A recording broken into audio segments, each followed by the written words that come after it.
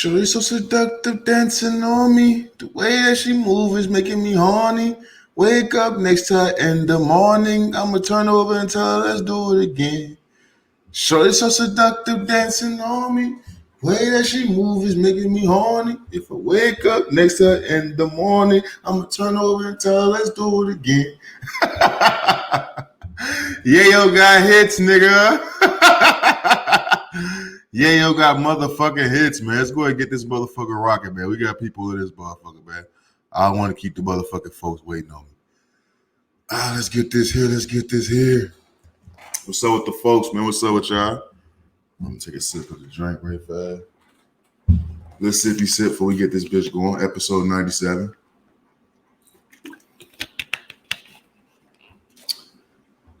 All right, let's get this motherfucker rocking, man.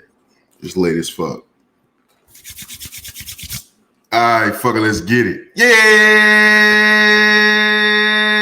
sir. What's poppin' with y'all, man? Welcome back to another motherfucking episode of the Thin Line Between Genius and Insanity podcast. I am the flyest, highest, coolest, smoothest host of them all. OG! One more time for them bitch ass niggas in the back. OG! Hatch, man. You know the fuck it is, man. What's up with the people? All around the world. All my friends. The fuck is up with y'all? I hope you're out there looking good, feeling good, staying safe, man. It's a whole lot of shit going on. And them churches, man, I tell you that shit each and every week. I want to say shout out to everybody around the world that's tapped in, joining the conversation, man. No matter if you watch on YouTube, the live stream going on right now on Twitch, on Facebook, on motherfucking on YouTube Live. If you're watching the OGHatchTV YouTube channel, ring that bell, drop a like, leave a comment, all that good shit the YouTubers say. Audio Max, Spotify, Apple Podcasts, etc. We in this motherfucker, man. Shout out to all y'all that's been tapped in since day motherfucking one, man. Keep this empire brick by motherfucking me brick. As I mentioned at the top of the live stream, bro, this episode 97 on the grind and 100. This shit don't stop for a motherfucking me soul. We getting close. We getting mighty motherfucking close to 100 episodes, bro. The grind is almost motherfucking me over, man. I'm not gonna lie to you, bro. The closer we get, the more fucking anxious and nervous I get, just because I know the ideas and the things I have in store for you guys during phase 2. So the closer we get to wrapping up phase 1, man, it's just I'm getting the jitters type shit, bro. I ain't gonna fake it. I'm getting the motherfucking me jitters, bro. I ain't gonna hold you. But it's a live show on the motherfucking me docket, bro. It's a live show on the docket. We gotta talk about Caleb Swanigan dying at age 25. I talked about him a few times on this podcast, so it's crazy to see he passed away at such a fucking young age. Former NBA player. He was just playing in the motherfucking me bubble, bro. So we gotta talk about that. We gotta talk about the transgender ban rule. We gotta get into that. Is it fair? Is it foul? I gotta get my 2 cents on that. I also want to give my 2 cents on a topic that I've been thinking about a lot. And it's about sexual abuse in black households. It's a topic that we as black people never really motherfucking talk about, but I think it's something I want to talk about just because I've been tying things in to that topic over these last couple of years, and I just feel like I gotta get some shit off my motherfucking me chest. And I may be crazy, who knows? Or I may be motherfucking me genius. We gotta get into the loyalty behind bars, man. Gunna getting locked up, but his motherfucking me girlfriend on Instagram getting ready for dates and shit. Where's the loyalty? Should niggas expect they chick to be loyal once they get locked up? We gotta get into it. Also, we gotta get to Deshaun Watson, man. Did he finally admit some guilt throughout this whole motherfucking me wild sexual escapade? We gotta get into that, man. He's selling lawsuits out in this motherfucker. I might as well say he did something to me. I need paper, nigga. I need my chips with dip. We gotta get to also this size matter. We're gonna wrap the podcast up with the NBA Finals rating down. Is the game growing as we all thought it was, or is there some other shit really going on behind the scenes? As you can see, a whole lot shit on the motherfucking me docket, man. So let's go ahead and jump right into it. I do want to say this. Last week we dropped the episode 96. I didn't release the visual yet. I'm not gonna lie to y'all, man. I've been kind of ducked off of you, if one would say. One would say Hatch has been very motherfucking me ducked off. I just been having a lot of shit going on. Right now, my motherfucking me legs and shit is all fucked up. I don't know what the fuck is going on, man. My legs and feet and shit have swollen the fuck up. I don't know really what's really going on. Haven't been hitting the gym as much, trying to stay off my feet. And also, it's been hot as a motherfucker in AZ. It's been hot as fuck out here in Arizona, man. So I'm just trying to stay ducked off, man. Stay out the way, make sure I can control everything I can control. So make sure I can get back to 100% health, bro, because I don't really know what the fuck going on with my legs, man. I got to make sure I get right before I go out of town these next couple of weeks. Got to shoot back to the motherfucking me Lou, man. One of my day ones is getting married. So I got to make sure I show my face and shit like that. So I got to make sure my health and shit is right. But as far as last week's episode, like I said, we didn't drop the visual yet. I'm going to go ahead and get the visual for episode 96 out to you guys within the next couple of days. It may be on the same day drop as episode 97. Just been away from my phone, away from the computer, away from all technology, just chilling, you know what I'm saying? Smoking, eating good, watching Law and Order SVU. Nigga just been trying to chill out and get his mind away from all the bullshit. Because there's been a lot of bullshit thrown my way these last couple of weeks. So I'm just trying to make sure I stay in the right headspace so we can finish out the phase one for you guys on the right note. But like I said, everybody's been expecting those the visuals and shit like that. I know we get the views be high as hell on those visuals on the visual on YouTube, stuff like that. So I apologize for not getting the episode out to you guys on a regular for every Friday or every Saturday at the latest. We're gonna go ahead and get the episode 96 drop for you guys on YouTube within the next couple of days so we can get all the visuals up to date on the podcast. But I do want to hurry up and jump into the motherfucking me docket. As I mentioned at the top of the episode, man, about Caleb Swanigan. You know, Caleb Swanigan. You know, this Caleb Swanigan topic really ties back into something I always talked about on this podcast about how life comes at you fast. You know, I brought Caleb Swanigan up on this podcast many times before. I do want to say rest in peace to Caleb Swanigan, send my personal condolences to his family. I didn't click on the cause of death or anything like that. Like I tell you each and every motherfucking week, man, if you come to this podcast for the facts and the fact checks and shit like that, you're coming to the wrong nigga. You're coming to the wrong nigga. I am the highest, flyest, coolest, smoothest podcast of them all. Not the motherfucking me most fact-based. So when it comes to Caleb Swanigan, you know, I've always talked about how life comes at you fast, man. Just 2 years ago, in 2020, he was playing in the NBA in the bubble on the Portland Trailblazers with Damian Lillard. In shape. You know, in shape. One of the best athletes in the world. It's only 400 jobs in the NBA. He had one of the motherfuckers. He was in peak condition. He was one of the best athletes in the world. And then after the bubble, I came on the podcast and let you guys know that Caleb Swanigan had got arrested and locked up on weed charges. Roughly around the time when weed had became legalized for the most part throughout the country. In key states, I should say. And I was saying, damn, that gotta be some fucked up luck. But I also talked about Caleb Swanigan had gained damn near 300 pounds since his time in the bubble. That's not an accurate number, but he got big as fuck.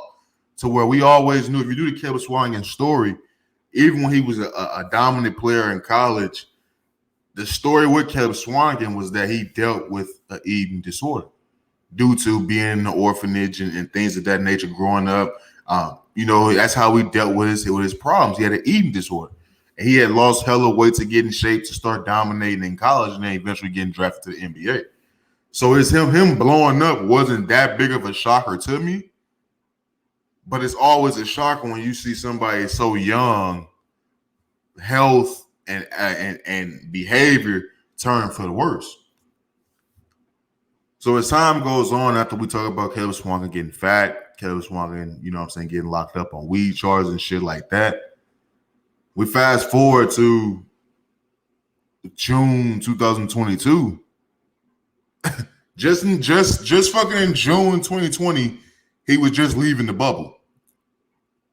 He was just leaving the bubble in 2020, June, for the NBA. You fast forward to June 2022, Caleb Swanigan is now dead at the age of 25 years old. Now, I'm not trying to start the podcast off of, with a swan song and shit like that, but I felt it was very motherfucking necessary to come on this podcast and talk about Caleb Swanigan first because I made sure I talked about him when he was alive and breathing. I want to make sure I talk about him when he's dead and gone. And I also want to make sure it's another reminder for all the friends of the show. This life shit will be over real fast. like real fast. Like you can't control that. What you can control is your day-to-day behavior, your day-to-day attitude, your day-to-day activity. You gotta live life at a motherfucking you gotta live life the way you want to live life because it can be over just like that. And for Caleb Swanigan, like I said, to be in the NBA 2 years ago in 2020, playing against LeBron and them, and then now in 2022, he didn't gain 300 pounds, got weed charges, and now he just died at 25 years old. This life shit comes at you fast. That's the only reason why I really want to bring up on the show, man, is because I think a lot of us get caught up in a lot of bullshit. We don't focus on necessarily living the life to our best of our ability. And this is another example of a young black man reaching his milestones and achieving his dreams, and then, you know what I'm saying, suffering from his own demons and eventually passing away at a very young age, man. So we got to make sure we tap in with ourselves, bro, and live the life we want to live, and make sure we accept the fact that life comes at us fast, and we got to make sure we actually doing shit the right way and doing shit our way type shit. So rest in peace to Caleb Swanigan, bro. It's fucked up. 25 years old. I'm 26. I'm saying rest in peace to niggas that's younger than me. Come on, man. Come on, man. That shit is crazy. But moving on. You know, I want to get into a topic that we've talked about on this podcast a lot lately. About this whole transgender shit. If you've been tapped in since day motherfucking me wonder, you know, transgender, the transgender topic has been one of my favorite topics on this podcast. I'm still in dire need of getting a transgender on the podcast to have a very important fucking conversation, just to inform not only myself, but all the friends of the show about that way of life and how we can bridge the gap, you know what I'm saying, to, you know what I'm saying, stop the confusion between the two parties.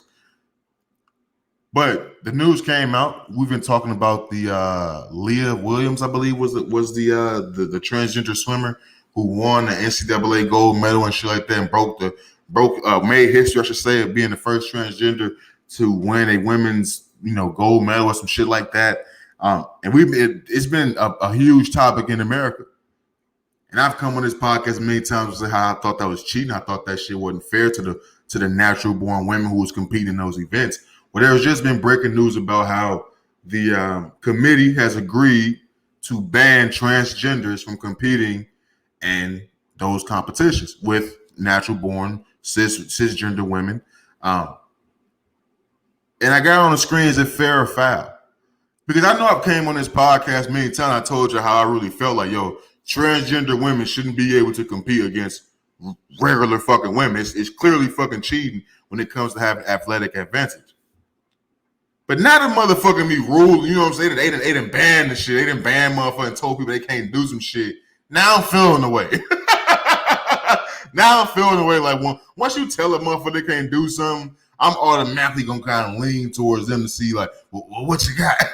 Come on, I'm begging for you to just bring me in on some shit. I'm begging for you to give me some critical details to ride with you. But I can honestly say, fam, with all jokes aside, it's very few times that I truly ever come out and agree with, you know what I'm saying, the head of these committees, anybody in charge, any fucking point of anybody with any type of authority. It's rare that I really agree with them because I always fuck with the minority. I was a minority. I was a born minority, my nigga. It's in my blood type shit. But I don't think I'm going to ever really change my mind on transgenders being able to compete with, you know what I'm saying, regular cisgender born people. Because especially men who transition to becoming a woman competing against women. I will never be able to accept that and think that's a fair competitive, you know what I'm saying, match, bout, whatever the fuck you want to call it. Now, although with this rule change, they did say any person who's came into transitioning after the age of 12, they will be banned. If you start your transitioning phase before the age of 12, everything is cool. They're not really giving a fuck. Now, I don't really know. I guess you can't really have it all. You can't just say flat out no transgenders. You got to make it to where at a certain period of time, the medicine that they're taking to block those hormones and shit like that, they got to make sure that shit's actually taking place. I have came across information that said that All it takes is a year of this shit. That's why old boy, well, Leah Wills, whatever the fuck her name was. I'm sorry, you ain't that important to me no more. They ain't already banned, so you ain't that important no more. Ain't gonna be too many more yous out here doing that shit for a minute.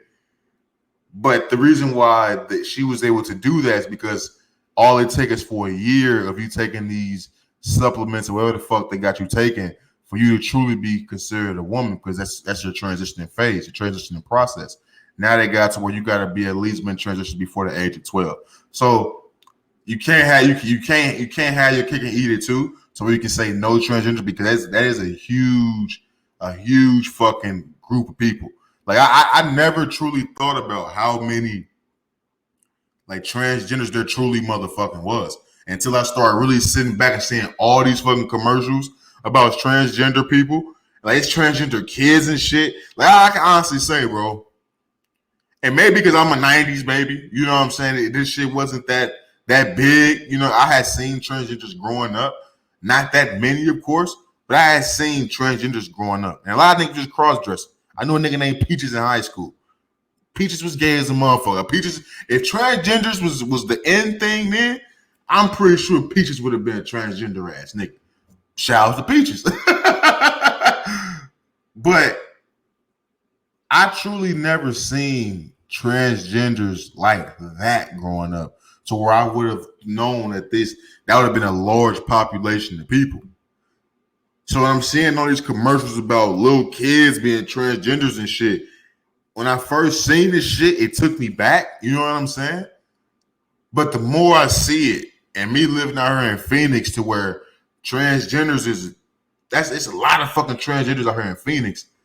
I slowly but surely start to understand. Okay, maybe they should make the rule to where once you transition at a certain age, because they transitioning early nowadays, bro. Like it's kids literally out here being transgender. So at a certain point in time, you can't just cancel everybody out that's transgender, but you got to make it to a point to where it's as balanced and as fair as it can possibly fucking be. You can't have somebody that's been a man for 22 years and then transition for 6 months and now he a fucking woman. You can't have that.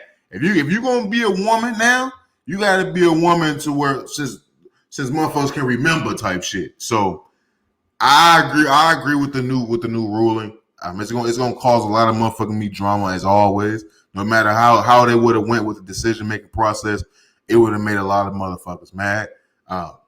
But to see that there is some talks, the talks are being had, and has been some improvement, I should say, or progression with the talks, I should say, about the accepting of transgenders in athletics. I like it, you know what I mean? But it has to be as fair as possible. I still say, why not have transgenders compete against transgenders? I mean, it's a lot of fucking transgenders. Let's see who the best fucking who's the Kevin Durant of the transgender community. Let's see that. Like I don't really want to see, you know what I'm saying, former niggas dunking on women. Like, I don't really want to see that. Like that's not that impressive. Like just because you got a wig on, you dunking now, I'm not that impressed if you used to have a dick between your legs. Now, if you out there, if you used to have a dick between your legs, you dunking on people who used to have a dick between their legs, I'm impressed. Okay, now I can get up and say, okay, you got a body type shit. But if you're just a nigga who had a dick between your legs, now you dunking on women, I mean, I expect you to type shit. So I just say, in all honesty, you should just have transgenders compete against transgenders. But you already have it separated to where men only compete against men and women only compete against women. Just have transgender men compete against transgender men and transgender women compete against transgender women. Sometimes when people try too hard to be included, you know what I'm saying? Like it just muddies the waters for no legitimate reason. So who knows? But that's the update on the whole transgender ban rule, man. That's the update on that shit. But moving on though. You know, I want to talk about something that it's always been a thought of mine, but I never truly thought about it because I never wanted to sound as ignorant as I be sounding sometimes. But as I've been thinking over the years, bro, there's no other way I can truly express this shit without sounding somewhat ignorant to some people. But that's the beauty of having your own fucking platform. You can say what the fuck you want to say, and people will have to just reply to it type shit if they feel the need to. But I want to talk about the sexual abuse in Black homes. You know, we just got to talking about transgenders and shit, right? You know, I've always thought about the whole gay shit, right? Because, and this might be all over the motherfucking place, but hey, it is what it is. You know how people was like they was born gay? I never truly believed that shit. And maybe I can't really comment on it because I'm not gay. But I don't think you're born any fucking thing. The same way I don't believe people are born racist, I don't believe you're born gay. And the main reason why I always felt that people weren't born gay is because almost 100% of the people I know that's gay, bisexual, or whatever, something happened to them when they were younger. And I'm not saying that everybody who was a victim to sexual abuse grew up to be gay, homosexual, transgender, or anything like that. Because myself, I will come out and say on my platform, some shit happened to me when I was a kid. Now, it wasn't from an adult that did the shit, but I was like a third party in the whole shit, basically, to where an adult did some shit to a kid, and the kid came and did the shit to me type shit. Now, maybe that's too TMI for some of you, but I give it up how I give up on my platform. And it truly never fucked with me in my head, the experience that I went through, until I got older, and this was a few months ago, where it popped back in my head like, yo, this shit was never even resolved. And that's something that I had to deal with growing up. But like I said, everybody that I know is gay, homosexual, transgender, walking that line, bisexual, they all had something happen to them. Some type of sexual abuse, some type of, you know what I'm saying, daddy issues. Something happened to them. And you can go down, you can pick a conversation you want to have. You can go down the rabbit hole of like I just mentioned, how all sexual abuse doesn't lead to homosexual lifestyle or anything like that. But the real conversation I truly want to have is the normalcy and how common, I should say, sexual abuse is in the Black household. Because I don't think no one ever really talks about that. Because I don't really think us growing up, like our aunties, mom, dad, uncles, cousins, they weren't as open about their trauma. You know what I'm saying? They weren't always open about mental health and things of that nature. Nowadays, that shit that's everyday. That's everyday conversation. Back in the day, people didn't used to talk about their religion. You know what I'm saying? What was the Republican Party, like the Democratic Republic, and motherfuckers didn't talk about mental health. Now in 2022, that's all motherfuckers talk about is their religion, they motherfucking be a political group, and motherfucking mental health. The shit is flipped on this motherfucking me head right now. But I think now that because everybody is so open to talking about what's really bothering them and shit, I've sat back and realized a lot of motherfuckers was getting touched. A lot of motherfuckers was having sex way before they should have been having sex. A lot of motherfuckers was being sexually abused and molested and raped and all that shit. Far more than we all knew. Like, I don't know how many of y'all had these open conversations with people in y'all family. Well, even like when y'all, like in my family, we don't sit around every fucking Tuesday and be like, so this happened to me when I was 7. Like, no, that's not what the fuck is happening. But when you're sitting back and motherfuckers is drinking and having a good time, and those deep family talks is being held, and shit comes up, and it's like, didn't that happen to you too? Wait, that happened to you? So my aunt, my uncles, my cousins, my grandmas, at one point in time in their life, motherfuckers was touched by somebody. And then when it comes down to me, I'm like, well, I did have my experience with sexual abuse. So it's like, and you hear all these stories of all these entertainers and things of that nature. Then you see these motherfuckers, you see getting locked up every motherfucking day, back and forth in and out of jail. And when you truly know they fucking inside story, it's some shit about sexual abuse, some shit about mental abuse, some shit about domestic violence in the household. We never really talk about how common this shit truly motherfucking is. A lot of the problems that we be trying to fix in our society really starts in our own homes, man. That's just truly how I think. A lot of this shit that motherfuckers be trying to change on the grander scale of the black community really starts in the household. Like motherfuckers always want to blame shit on rap music. The bitches, the hoes, the murder, kill, drugs. I don't gotta listen to no fucking rap music for that shit to see that shit growing up. That shit was in my living room. That shit was on my steps. That shit was on my back patio. That shit was in my bedroom on the top bunk, my nigga. That was in my room when the cousins and shit was coming up. We was playing Crash Bandicoot. Niggas was still talking about that same murder, kill, bitches and hoes, freaky deaky shit. I don't need to hear a fucking 808 beat to get that shit in my lifetime. That shit started in my own household, bro. That shit started in my own living room. So a lot of this shit, when it's like motherfuckers is pointing the finger at where this shit be coming from, all this sexual abuse, all this calling women bitches and hoes, all this calling black people niggas and all that shit starting in the household, fam. And that we always know how common that shit is about us calling people niggas and all that, and men degrading women and all that. We never really talk about how common sexual abuse is in our own households. And I'm not talking about motherfuckers got to come out and, you know what I'm saying, out themselves or nothing like that and do the whole victim shit. Because I don't look at myself as a victim or no shit like that because my shit is so weird. My shit is just such a weird motherfucking situation that happened that I don't even feel comfortable calling myself a victim.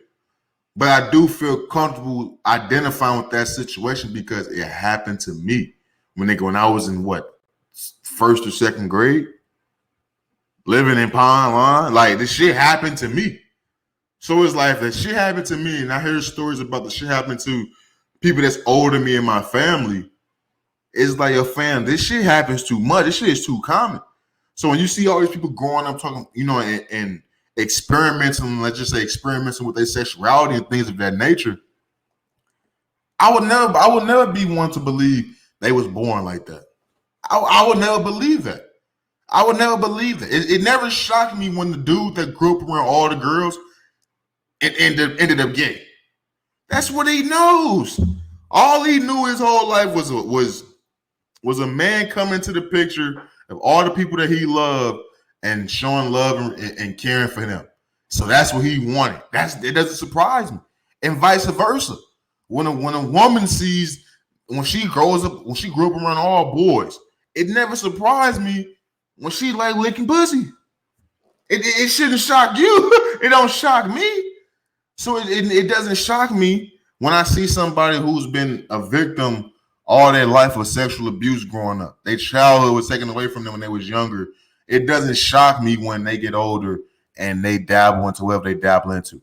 Now everybody dabbles into becoming a fucking, sexual abuser themselves. But when people become homosexual, when they become bisexual, they become transgender and things of that nature, I've never been the one to think that that's because they was born like that.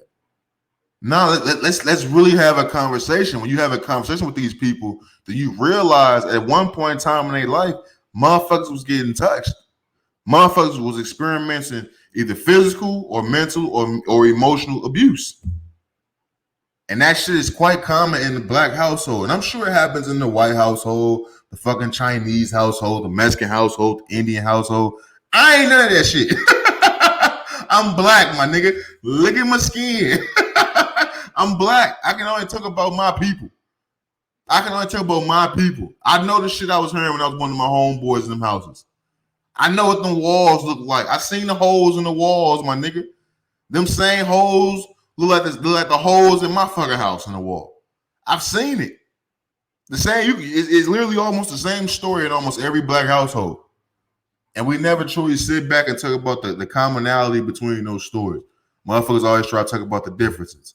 And we never gonna get nowhere as a people if we don't actually just sit down and fucking accept that what we do have in common and build from that. Should it be treacherous? Should it be treacherous? But moving on, man. I want to get into Loyalty behind bars. You know, there's for some reason there's this stigma. There's this way of thinking, I should say. For niggas, when they get locked up, they expect their girl to be loyal. They expect their girl not to get that pussy up. Now, as somebody who's openly admitted on this podcast, on this platform, for all the police to hear, for any DA to hear, I'm not going to jail. I'm not doing no time. Take that, and you can take that to the bank and cash it. Hatch ain't doing no time. Hatch either tapping out or Hatch is on the run. It is what the fuck it is. But as somebody with that mindset, that way of thinking, I've always said to myself, if I ever were to get pinched, yo, I hate when niggas use that term pinched. If I ever were to get pinched and I had to do some time, there's no way in my mind will I truly believe that my girl would just not do shit while I'm gone. I don't care if I'm gone for 2 weeks. I didn't watch too much Paternity Court, Couples Court, Steve Wilkos, and Maury to think shit is gonna be alright if I'm out the picture for 2 weeks.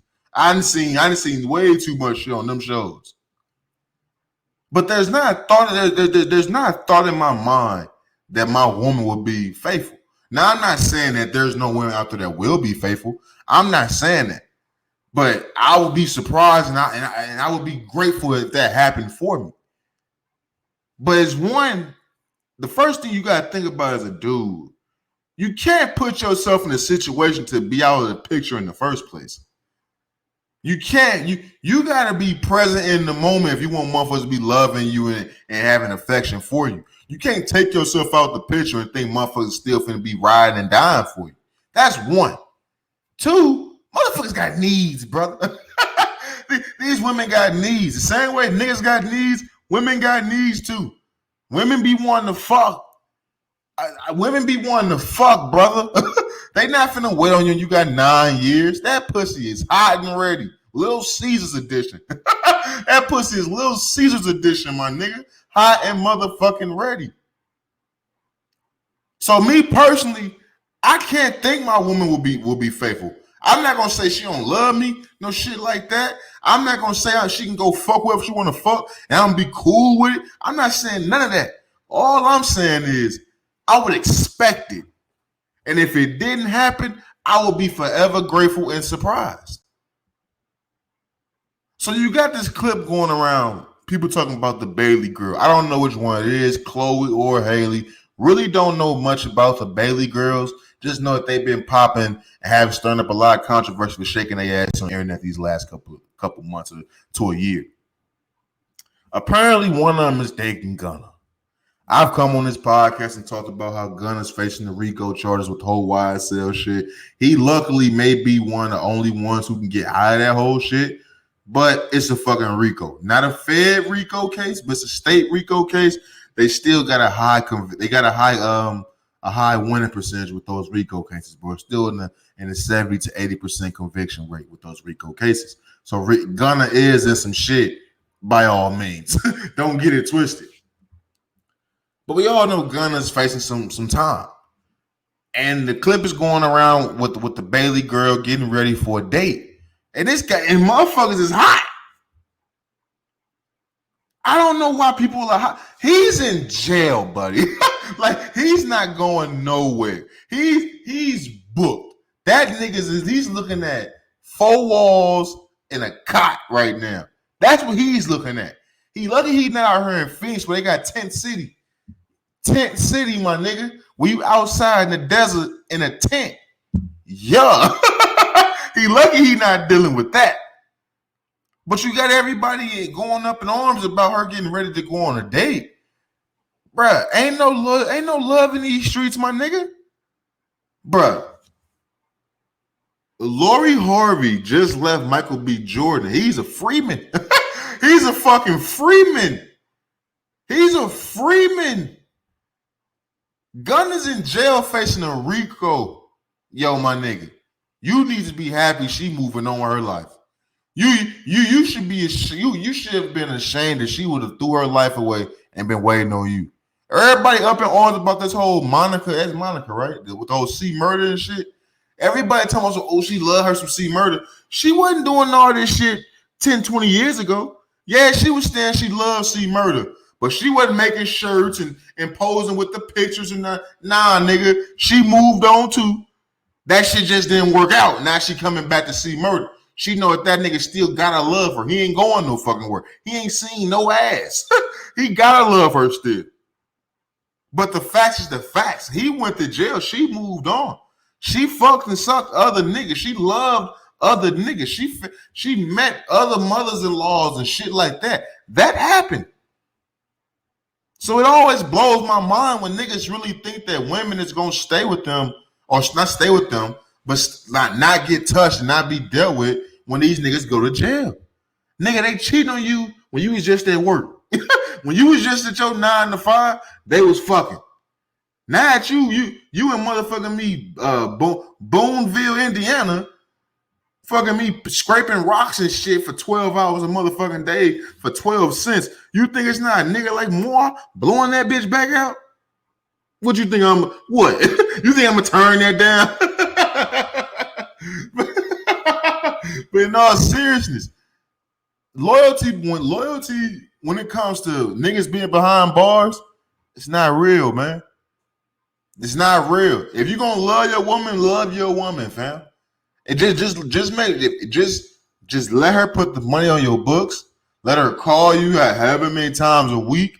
If you got kids, let her put the kids on the phone. That should be enough.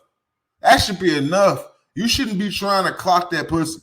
You shouldn't be trying to clock who coming in eating your kids' fruit snacks because you in jail. You gave up all rights to that, brother. That's over. In the words of Khabib, brother, you lost all privileges and any say so to what's going on with that pussy. Now I know the male ego in us, we think because we didn't, you know what I'm saying, we didn't brought tears to eyes when we were stroking that pussy, and that's gonna be our pussy forever. No. It's never truly yours. It's hers. She's giving you a turn at that motherfucker. And once you get locked up, your turn is over. You just hoping you fucking still meet the height requirement once you get out. That's what the fuck is truly going on, my nigga. So you truly, but you need to stop that thinking, buddy. Stop thinking that way. Let her fuck what she gonna fucking when you get out. Accept that one fool she is. Accept that it was a nigga like me nailing her fucking head to the wall, brother. You gotta accept that. You truly motherfucking do. Niggas gotta get off that shit, man. Moving on. Let's get to Deshaun Watson. You know, is Deshaun Watson finally admitting guilt? Is he? You know, I've come on this podcast, I don't know how many times at this point, and we talked about Deshaun Watson.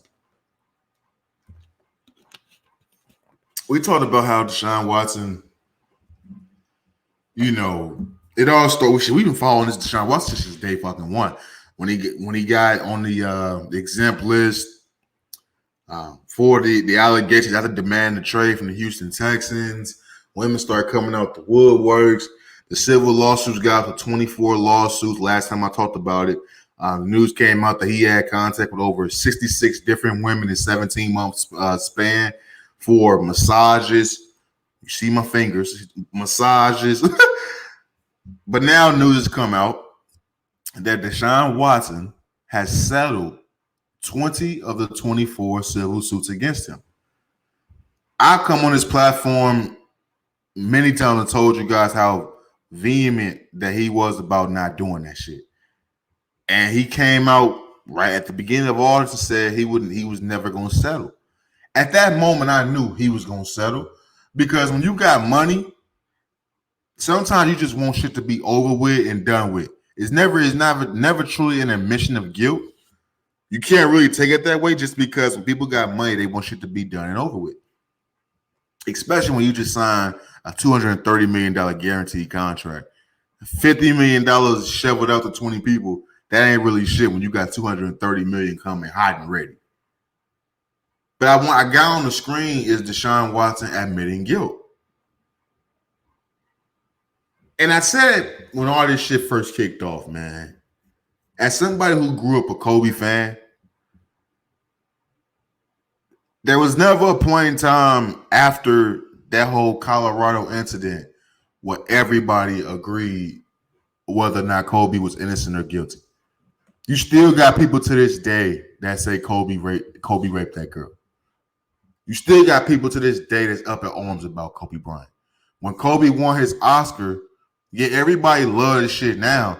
But when Kobe won his Oscar, the Oscars faced backlash because that award show primarily it was pretty much centered around women.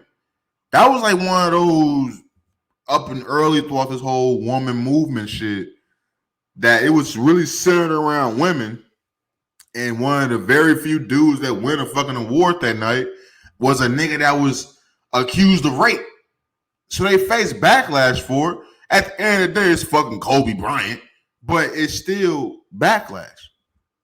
Until this day, people still bring it up. And to this day, I believe the main reason Kobe don't have multiple MVPs is because of the whole rape case situation.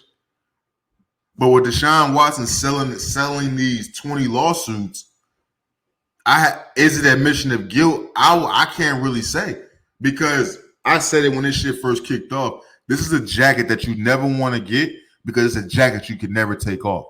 When a man is being accused of sexual assault, rape, or anything of that nature, he can never truly be considered innocent ever again. Because once certain things are thrown on you and you have certain labels attached to your name, you can never truly change everyone's mind. Because when you got money, people are gonna think you didn't go to jail because you got money. Not because you was innocent, because you got money. That's just truly what the fuck happens. So with Deshaun Watson selling these lawsuits, I don't think it's an admission of guilt. But you talking to somebody who truly didn't know if he did this shit or not. You ask somebody who truly believed Deshaun Watson did that shit, they gonna think him selling these lawsuits is an admission of him saying, yeah, I did that shit. That's just the facts. I still don't know if he did the shit or not. I wasn't in those rooms. I don't know what the fuck dude was on. Do I think Deshaun Watson is a creepy ass, sexy, freakazoid ass dude? Yes. He's a freaky nigga. The nigga was playing love and basketball with Mia Khalifa back in the day. This isn't shocking. This isn't shocking. When you're doing love and basketball skits with porn stars, you're a freaky ass dude. So I'm not surprised that Deshaun Watson is in this situation. Not that all the facts is out, but I don't know if he is what they trying to paint the picture of him being. I don't know if he's that. It don't look good for him at all. I can't be his homeboy. I wouldn't want to be playing 2K with the nigga. I wouldn't want to pull up the Chick-fil-A with the nigga. But it's fucked up. It's a fucked up situation on no matter how you look at the shit. Now, my main question is if you settle any case, if you settling any cases, right? This is my only thing about this shit, and I'm gonna move on, and we're gonna do a wrap up of the NBA shit before we get a part and then talk about the size matter and shit like that. But before I say this and move on to this whole Deshaun Watson shit, you had 24 civil cases lined up against you. Why would you only settle 20 of them? What about these other 4 made you say, nah, I ain't paying these bitches nothing? Like, what about those 4 cases? That's why it's really a real question about is he admitting to some type of guilt? Because I would think if I'm settling anything, I don't give a fuck if I got 100 cases against me. If I'm settling one case, you might as well settle all 100 of them motherfuckers. Because if you gonna settle a case and you're admitting at least something in that situation was fucked up, you agreeing that you feel that the other party deserves some type of compensation. So what the fuck happened in these 20 cases that you felt that it was cool that you settled these, but these other 4 you said, nah, I ain't giving them nothing. Because like I told y'all, he contacted 66 women in the 17-month time frame. Not all 66 women were trying to sue dude. Some of those 66 women came out and said, yeah, we had some consensual sex. Like, yeah, we fucked and shit after that. Like, I'm cool with that shit. And obviously 24 of them was like, nah, this shit ain't cool. Something happened. So it's like Deshaun Watson, bro, I don't get it. I get waiting until now to make a settlement. If you Deshaun Watson, just because time has went on, and now that you got to 24, you probably knew these other extra ones gonna come down the pipeline, and you was waiting. That's probably what his lawyers and shit was doing. I just don't understand, if you're gonna settle 20, why not just settle all 24? That makes me question, what the fuck do you truly think happened in these 20 cases to where you had to pay these women? That's some wild shit, Deshaun. That's some wild shit to do. But as I say each and every motherfucking week when we talk about Deshaun Watson, there will be more information that comes out to the motherfucking light, and we will talk about it on a thin line between Gist and Insanity podcast, because this man just signed for $230 million. Guaranteed. This is the only time anybody's going to be getting $230 million guaranteed in the NFL. And he's a black quarterback. So on one hand, you happy as fuck. But on the other hand, if he doing all this nasty shit, even if he did do all this nasty shit, he did some stupid shit to put himself in this position to where you got to be disgusted with him. So we got to talk about this each and every time more news comes out. And best believe I motherfucking me will, man. Because at this point in time, Deshaun Watson moving nasty. He moving nasty. Real talk. Moving on. Speaking of some nasty moving niggas, let's get into one of the questions that we've all heard. It's probably one of the most asked questions in human history. Does size matter? And I'll be honest with you. I've always thought the niggas that asked this question was lacking. I always thought that. In all seriousness. But I came across this video. It was this Asian guy, Chinese guy. I hope I'm not being racist. I don't know what the fuck he was. I'm just going to say this Asian guy. Fuck it. I feel like that broadens the horizon for me. No offense to anybody out there.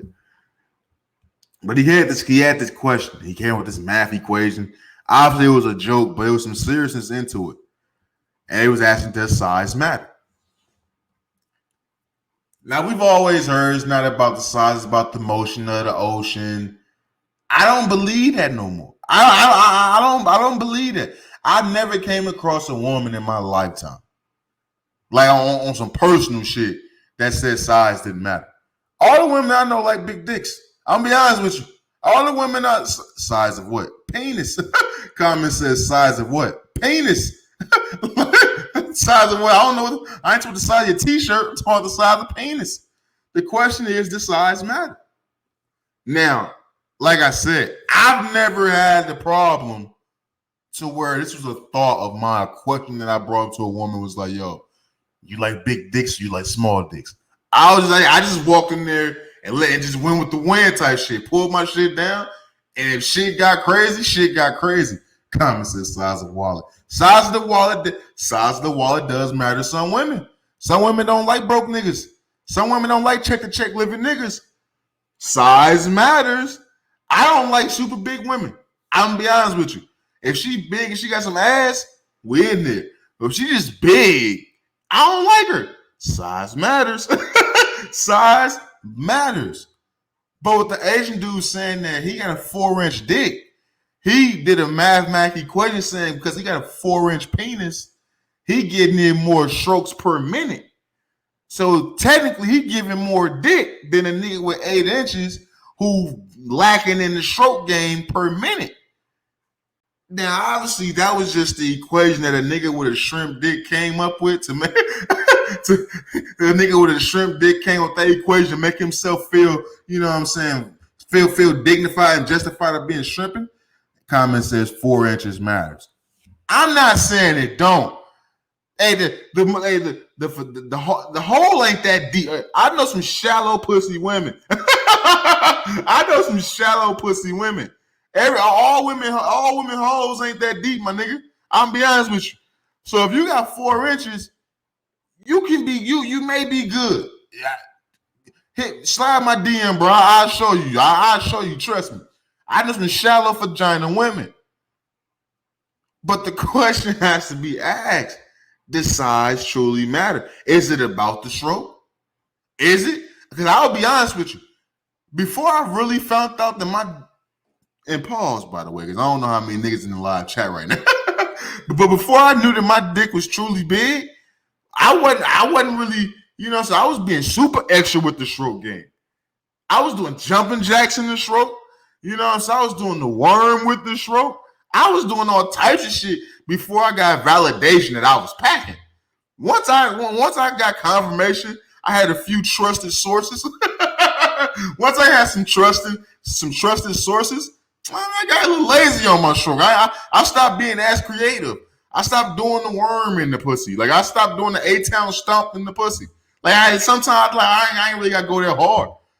But it's like the size truly matters. Is it about the motion in the ocean?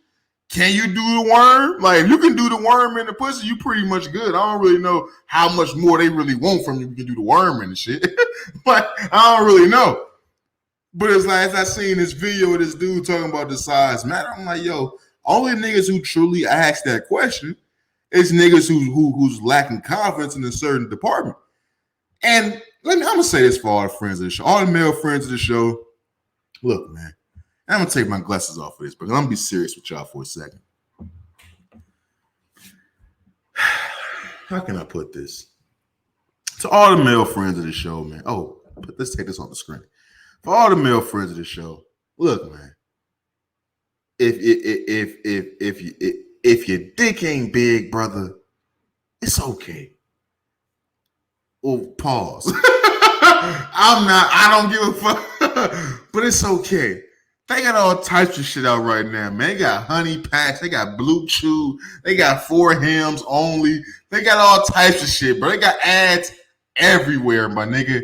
If your dick ain't working how you think it should be working, just do some research. Like, stop jacking off for a while. Like, there's ways around it, my man. It's like, you ain't gotta be so fucking down in the dumps, bro. Please don't. Like, please don't kill yourself because you think your dick ain't working, bro. Trust me. Please don't. Comment says, I don't know if size matters, but that broke men apparently are the only ones giving orgasms. Damn. Yo, wait a minute. All right, okay, so comment says on the screen, man, I don't know if size matters, but the broke men are apparently the only ones giving orgasms. I mean, it goes back to kind of what I was just saying about before I found out my dick was big, I was being extra with the stroke game. Before I hop into a certain tax bracket, you know what I'm saying? You gotta go a little bit more crazy. Like, you gotta care a little bit more. You gotta care she got hers type shit. When you got money, yeah, you know what I mean? Don't look. All women, you gonna fuck me on payday? Oh man, you finna get some payday sex. You finna get some payday sex. Payday sex goes a little bit like this. My payday sex, I done got paid. I done paid bills. I done got motherfucking me. I done got some Wingstop. Wingstop was 5 years ago. I done got Chick-fil-A. I done got paid. I done paid my bills. I done went grocery shopping. I done read up on my weed. I done watched me a nice little movie. I done probably met me a nice little tender, got her number, getting her set and ready for the plays down the line. And you done came through at the end of the day. Payday sex is you finna get some dick. I'm finna get this nut. I'm finna get this nut and I'm finna crash out. If you gonna fuck me, I'm gonna rock your world the day after I got paid. No bullshit. The day after I got paid, after I done paid bills, after I done did all that shit, where at least 85% of my check is already gone, that's gonna blow your fucking back out. I'll probably eat your pussy then. I'll probably eat your pussy. You know what I'm saying? I got my little thumb in the butt while I'm hitting from the back. I'm gonna make sure you get your shit when my pockets ain't hefty. When my pockets is walking around like the clumps. Oh man, your nut don't really give a fuck at that point. Like you can tell your homegirls whatever the fuck you gonna tell them in that group chat. You can say whatever the fuck you want to say at that point. But comments say you can't be selfish. I can though. I can. That's the thing. I can. Now the thing about me, the reason why I think I'm a godsend, I'm not a selfish fucker anymore. Anymore. I used to be very selfish in my early 20s. I probably say I stopped being a selfish fucker once I turned 23-ish, 4-ish, 5-ish. Let's just say 23-ish, 4-ish, 5-ish. I stopped being a selfish fucker then. Because that's at that point in time, I started getting kind of bored with the shit. I started finding entertainment in getting a woman to reach an orgasm and shit like that, squirting and things of that nature. I started to find entertainment in that shit. Hey, once you just fucking to get your own nut, it made the interaction with that woman not even be as, you know what I'm saying? You don't really want to hit her up that much. Like I'm going through that shit kind of right now where it's like, I've been fucking somebody for a minute now. And it's like, yeah, I mean, it's just like, I don't want to do this no more. I want to go home. I don't want to do this no more, man. I feel like I'm forcing myself to fuck at this point. Because I'm not entertained with making sure she get her nut no more. Like, I just seen her fuck face entirely too many times at this point. So it's like, it does nothing for me no more. It truly motherfucking doesn't. But all the friends of the show, slide my DMs, comment, let me know. The size matters. Women, all lady friends of the show, you want to, how big is too big? How small is too small? I know some women that say 4 inches is cool. Like real shit. Like I've had a conversation with women, they said 4 inches is A-okay. They loving that shit. They love the 4 inches. I know some women that say 9 inches is too big. They don't like the shit. They don't like the pain with the shit.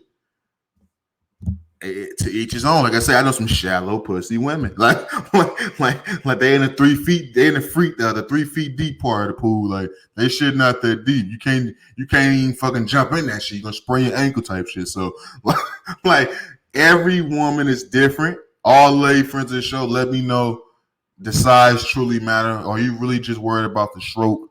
Are you worried about if he hitting the G spot? Are you worried about that? As long as he gets you right for him, as long as he can last, is that all that matters? As long as he can last for a certain amount of time? Or does it really matter if he got a big fucking, you know what I'm saying, breeder? If he got a big breeder between his legs.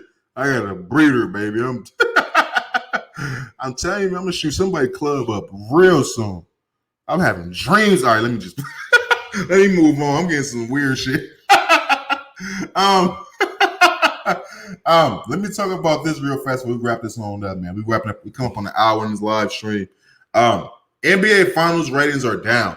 You know, the NBA is weird to me, bro, because obviously the NFL is still America's game. Those ratings are out the fucking wazoo. NFL runs America. Excuse me. And the NBA is growing more globally type shit, right? But one thing that can be debated is that the ratings for the NBA is going down. Obviously, people blaming on the whole, load management shit and things of that nature. But the finals is a different situation. Nobody's load managing. Nobody's really hurt that we can really talk about that in this year's finals. But this year's finals was down 19%, I believe, from the finals in 2019 prior to the pandemic. And it says a lot to me because the NBA to me was one of those things, one of those few brands that really tried to keep shit going throughout the pandemic. Like I looked at the NBA kind of like I looked at UFC. Like to me, UFC really thrived throughout the pandemic. They was the only ones who was really trying to travel and really was putting on live combat sports shows throughout the pandemic. But the NBA, they kept playing. Well, of course they went on a hiatus, But they kept playing. They brought the bubble back. Then they came back into the regular season. Not too long after that. And they play another season. Not too long after that. They've named 3 champions in the last 20 months, fam. That's what the fuck they've done. That's what the fuck they've done. They've been putting product on the fucking court. So to see the numbers are still going down, it makes me think a lot of people are thinking the way that I'm thinking, that this style of basketball is just not that entertaining.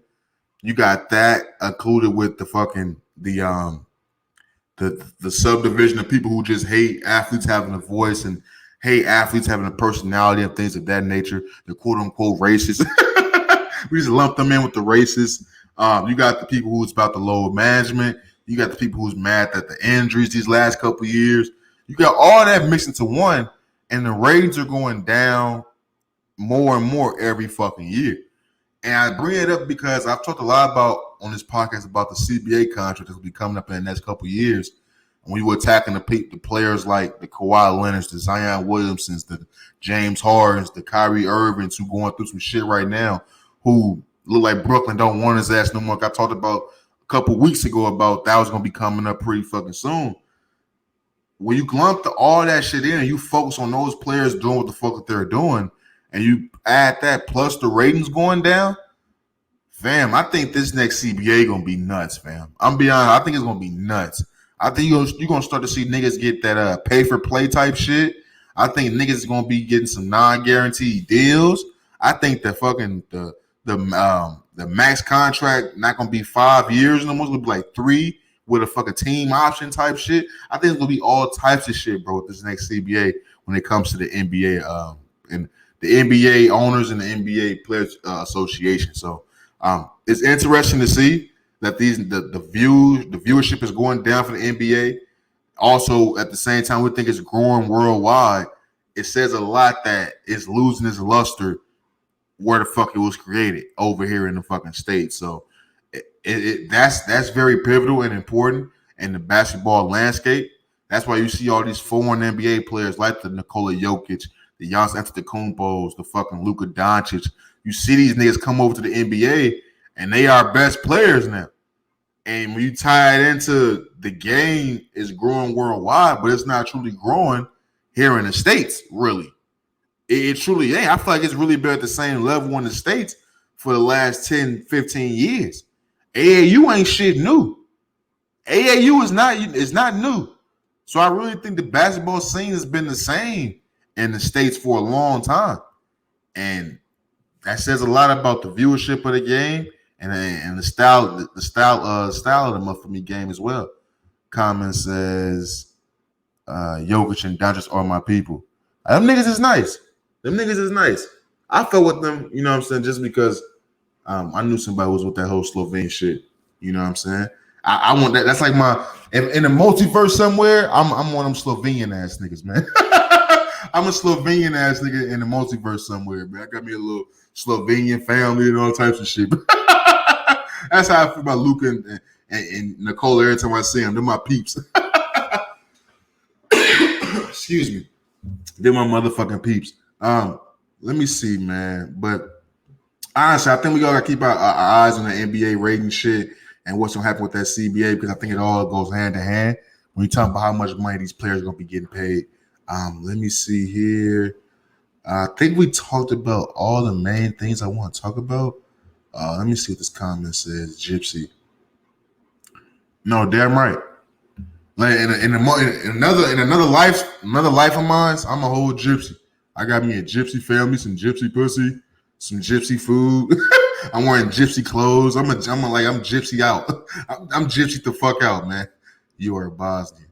I don't know. Wait, was she Bosnian? Yeah, I think her friend was Slovenian. Yeah. So all that Slovenian shit I was saying, yeah, fuck all that. I'm gonna be Bosnian. I'm gonna be a Bosnian dick slinker. A Bosnian dick slinker gypsy at that point. That's hilarious. But let me see, man. It's all the document. We talk about the NBA Finals, the size matter, Deshaun Watson, loyalty behind bars, sexual abuse, commonality in black homes, the transgender ban rule that took into effect. And also, we talked about how Caleb Swanigan has passed away. Once again, rest in peace, Caleb Swanigan. Send my prayers and condolences to your family, man. Anybody who impacted in a positive way. I want to send my prayers and condolences to them as well, man. Gone too soon. Life definitely comes at you fast, man. To be in the NBA and then to die at 25 years old, that shit is crazy, man. It truly is blowing my mind that Caleb Swanigan is fucking dead, man. So it was some friends of the show that sent me the article about him passing away, and it really blew my fucking mind, man. It truly motherfucking did, bro. So once again, rest in peace to Caleb Swanigan. Before I get out of here, I want to say, shout out to everybody that came in the live stream and tapped in and joined the conversation. Once again, I will be getting the episode 96 visual up on YouTube for you guys in the next couple of days here. Once again, I'm sorry for not getting the episode uploaded on YouTube. The audio did come out on time. I just didn't put the visual out. It was a lot of shit going on. Like I said, I'm getting my health and shit back right. But for this week, thank you, everybody that's been tapped and joining the conversation. I truly appreciate all love and support. Let's keep building this empire brick by brick. And I just want to say, I know it's a lot of times I come on this podcast and I joke about certain things that a lot of people may deem serious. I think it's important for you guys to realize that I have to joke about a lot of shit to even discuss it, because a lot of times, man, when this shit be so serious, as somebody who deals with, depression and anxiety and mood swings, and primarily the mood swings, it really does a lot of damage personally to come on here and talk about a lot of that shit, fam. It doesn't take much for me to be fucked up. You know what I mean? It doesn't take much for my whole mood to be thrown off and for me to just want to be in the dark somewhere.